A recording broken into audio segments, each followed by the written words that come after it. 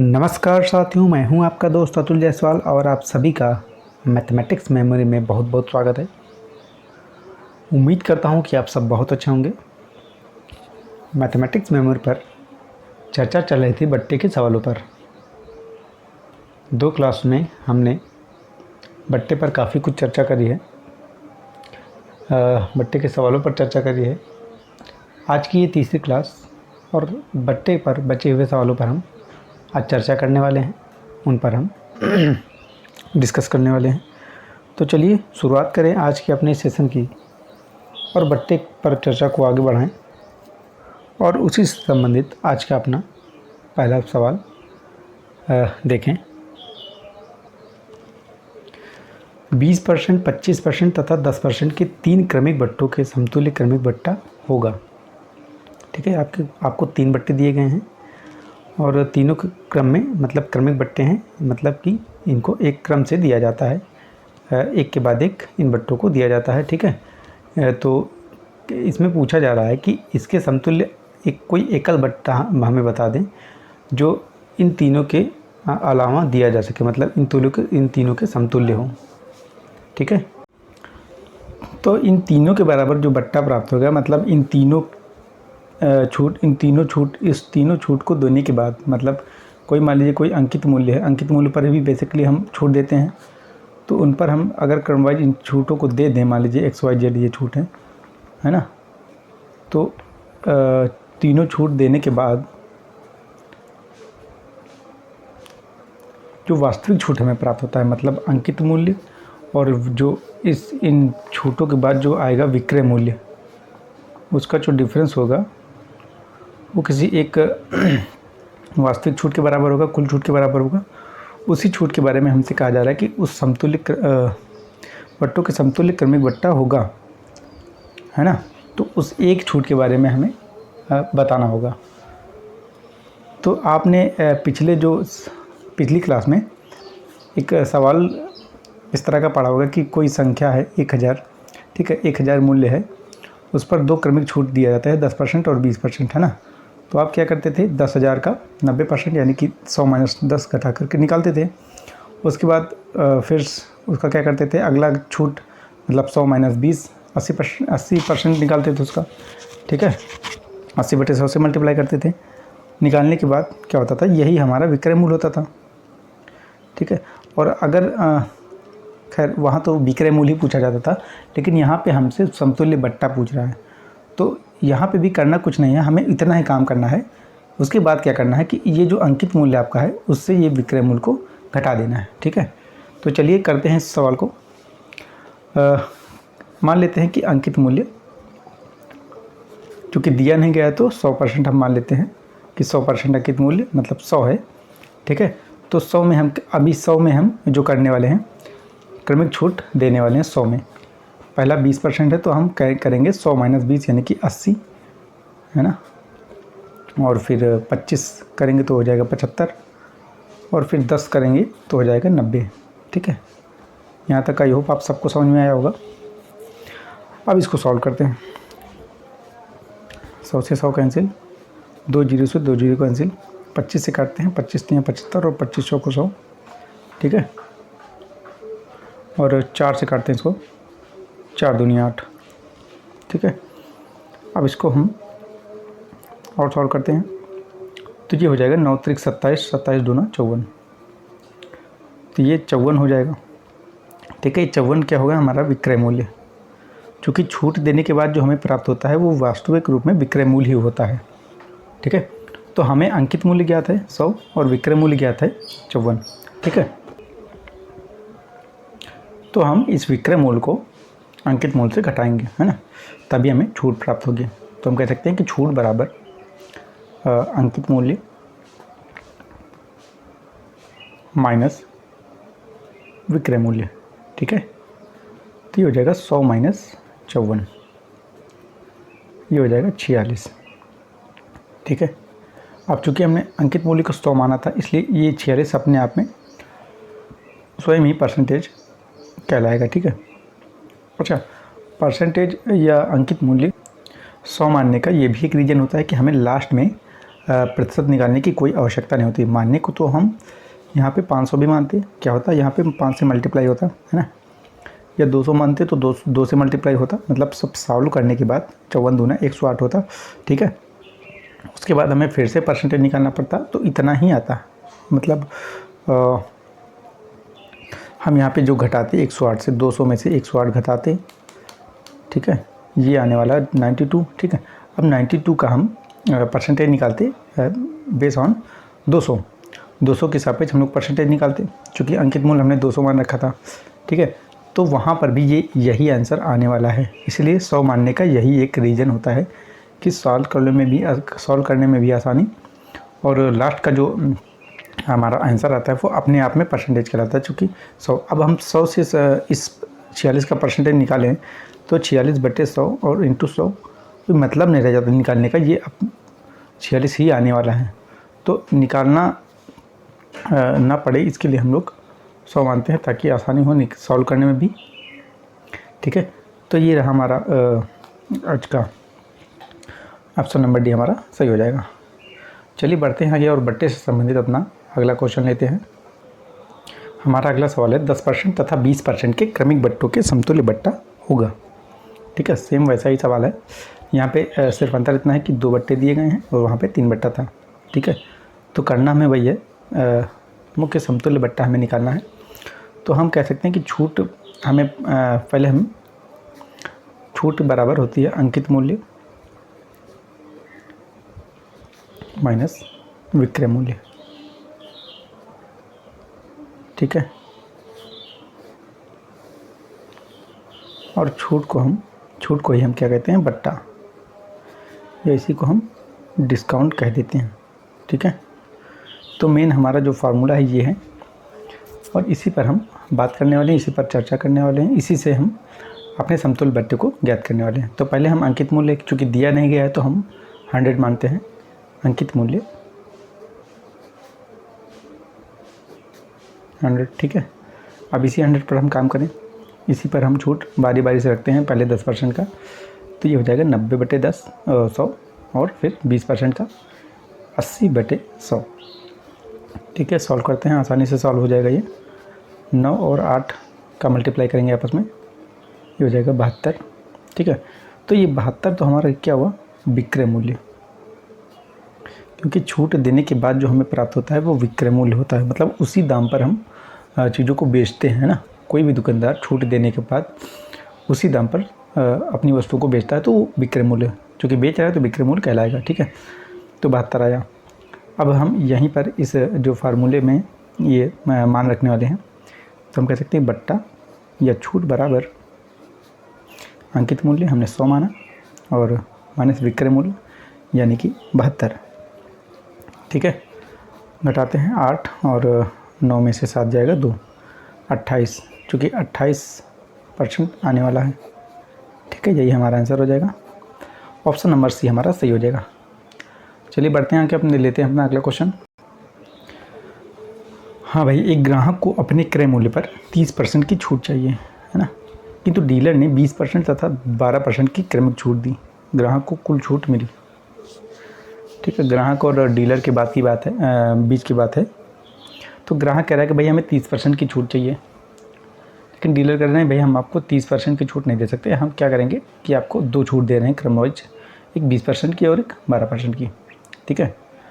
तो हो सकता है ग्राहक खुश हो, मैथमेटिक्स का अगर जानकार नहीं है तो वो बिल्कुल खुश होने वाला है, क्योंकि ऐसे ही आपस में जो ऐड करेगा 20 और 12 32, हाँ भाई ठीक है, बढ़िया है, हमें ज़्यादा मिल रहा है, ठीक है। लेकिन नहीं, ऐसा नहीं है।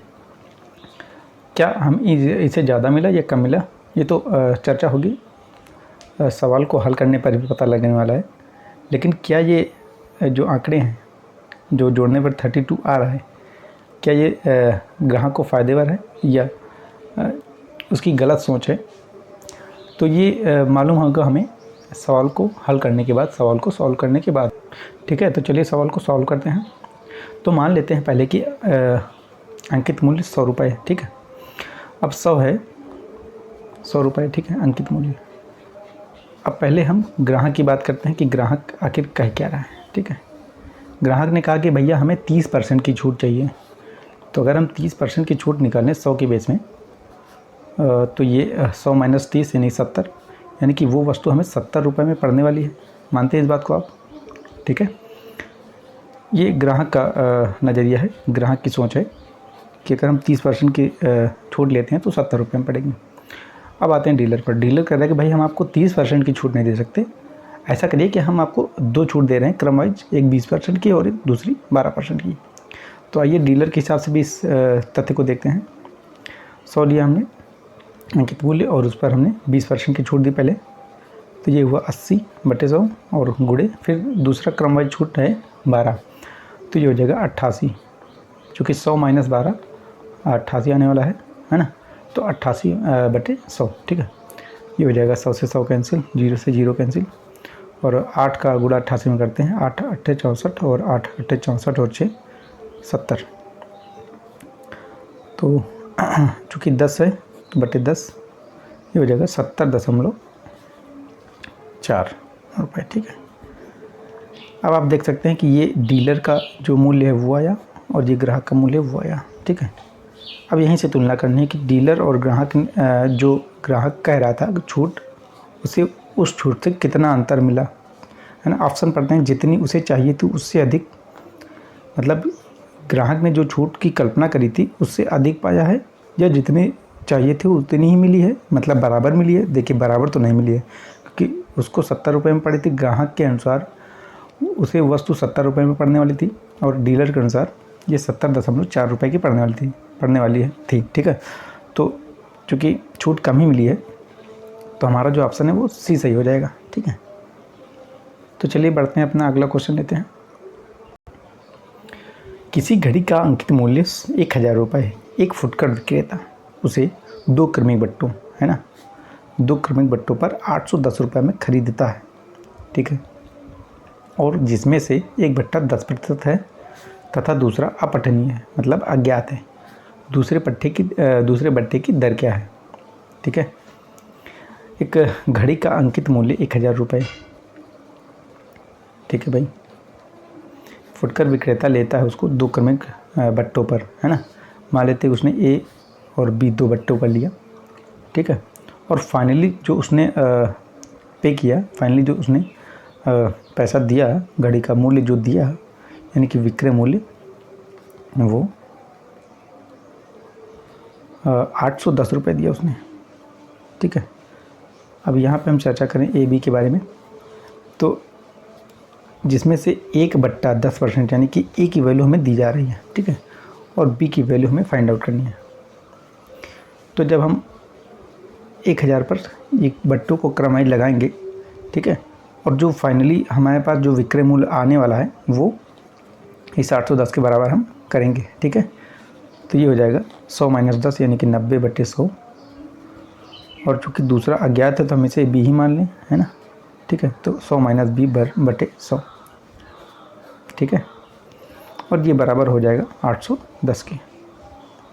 सॉल्व करें इसको।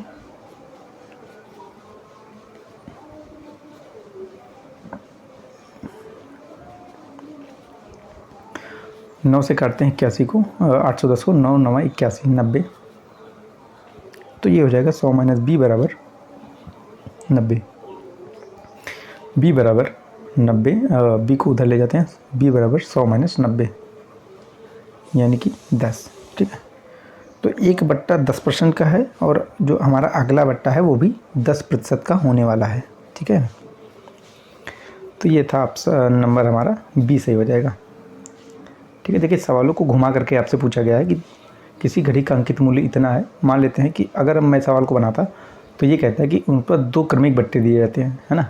एक बट्टा 10% का और दूसरा बट्टा आपको ज्ञात करना है, तो हम यही करने वाले थे। ठीक है, और उसके बाद मान लेते हैं कि अगर ए और बी दोनों को मान दिया होता तो हम क्या करते, अंकित मूल्य में दोनों का मान हम रखते और मल्टीप्लाई करते और विक्रय मूल्य हमें फाइनली 810 मिलता। लेकिन यहाँ पे क्या किया गया है कि एक बट्टे की वैल्यू दी गई है और दूसरे बट्टे को अज्ञात किया गया है, और यहाँ पे जो विक्रय मूल्य वो दे दिया गया है।